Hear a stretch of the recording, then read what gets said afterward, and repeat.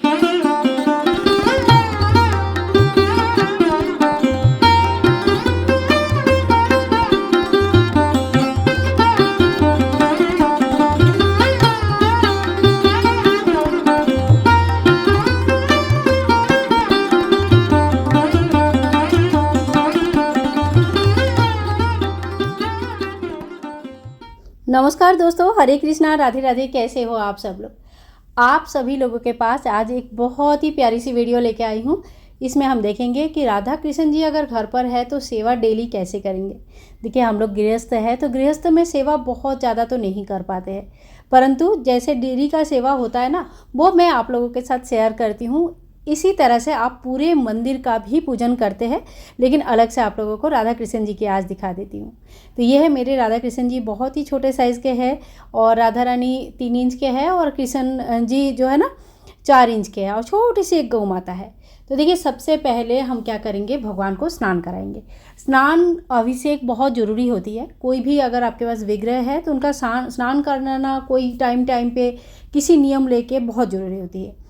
तो नित्य सेवा अगर करना चाहते हैं तो आपको डेली स्नान कराना है। डेली स्नान में सिंपल जो जल है, शुद्ध जल है, उसी से हम स्नान कराएंगे। आप चाहे तो शुद्ध जल में थोड़ी सी इत्र डाल सकते हैं, कभी कभी चंदन डाल सकते हैं, फूल डाल सकते हैं।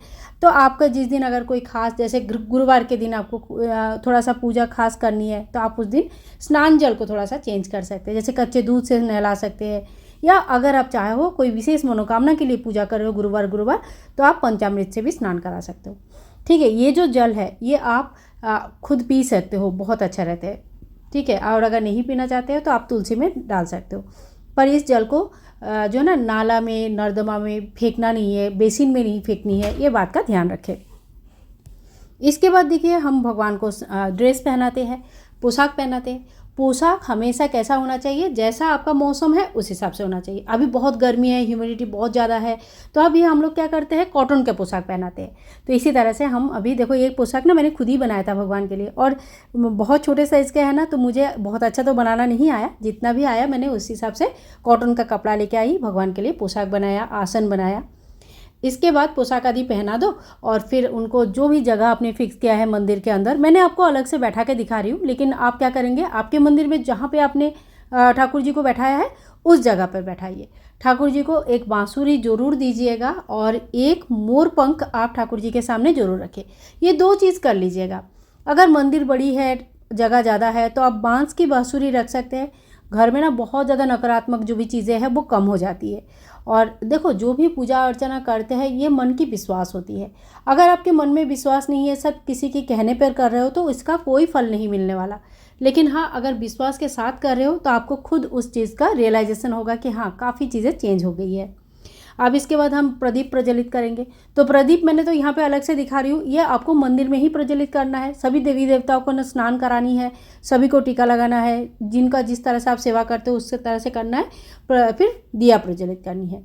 दिया हमेशा आप तिल के तेल का, घी का प्रज्वलित करें, अच्छा होता है। अच्छा, बहुत जगह पे ना सरसों का तेल का भी करते हैं, दिया प्रज्वलित करते हैं। तो सरसों का तेल का जो होता है वो हनुमान जी के लिए, माता रानी, माँ काली के लिए होता है। तो अगर संभव है सभी के लिए कर रहे हो तो आप तिल का तेल या घी का यूज़ करो, ज़्यादा अच्छा है। बाकी आपने अपनी परंपरा। ठीक है, यहाँ पे देखो मैंने एक छोटा सा मोर पंख भी रख दिया। अब टीका कर लेंगे। भगवान को जो है ना चंदन का टीका किया जाता है और राधा रानी को हम रोली या सिंदूर का टीका करेंगे। फिर आप भोग लगाइए। पूरे मंदिर में एक साथ एक थाली में भोग लगा सकते हैं। ऐसे में आपको एक छोटी सी कटोरे में अलग से तुलसी दल रखना है, और अगर आप ठाकुर जी के लिए अलग से एक ही भोग अलग से लगा रहे हैं तो फिर उसमें डायरेक्ट आप तुलसी दल डाल सकते हैं। जैसे इस तरह से आप भोग लगा सकते हैं। तुलसी दल ठाकुर जी के सामने रख दिया, क्योंकि मंदिर में आपका शिव जी भी है, शिव परिवार है जिनको तुलसी नहीं चढ़ती है।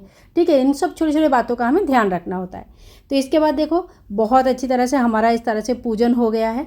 तो डेली का पूजन बिल्कुल इसी तरह से करना है। इसके बाद क्या करना है, लास्ट में जब सबको भोग आदि लगा देंगे, दिया प्रज्वलित हो गया, धूप दिखा दिया है, इसके बाद हम आरती कर लेंगे। आरती आप अपनी इष्ट देव के गा सकते हैं, जैसे कान्हा जी की आरती गा सकते हैं, शिव जी की गा सकते हैं, जी जो भी आपके इष्ट देव हैं मंदिर में उन्हीं की आरती गाया जाता है। तो जो भी आप आरती गा सकते हो वो आरती गाइए और फिर हाथ जोड़ करिए। इसके बाद कोई पाठ करना चाहते हैं तो पाठ कर सकते हैं, हनुमान चालीसा पढ़ना चाहते हैं वो पढ़ सकते हैं, कान्हा जी की अष्टोत्तर शतनाम पढ़ सकते हैं। जो भी आपको पाठ करने का मन है वो कर सकते हैं। तो इसी तरह से बहुत ही सरल विधि से हम पूजा कर सकते हैं। आज का वीडियो आप लोगों को कैसे लगा ज़रूर बताना, और अगर कुछ भी पसंद आए तो please like share and comment, channel को सब्सक्राइब करके रखें। और हाँ, एक बहुत ही बड़ी खुशखबरी है कि आने वाली है बहुत सारा व्रत त्यौहार, तो आप लोगों के लिए ढेर सारा वीडियो लेके मैं हाजिर होंगी। आप लोग भी साथ देना, साथ निभाना, और हाँ, टाइम पे सभी चीज़ें आप लोगों के साथ शेयर करूँगी। और आप लोग पहले से ही मुझे बताना कि आप लोगों को कौन सा वीडियो कब चाहिए। राधे राधे।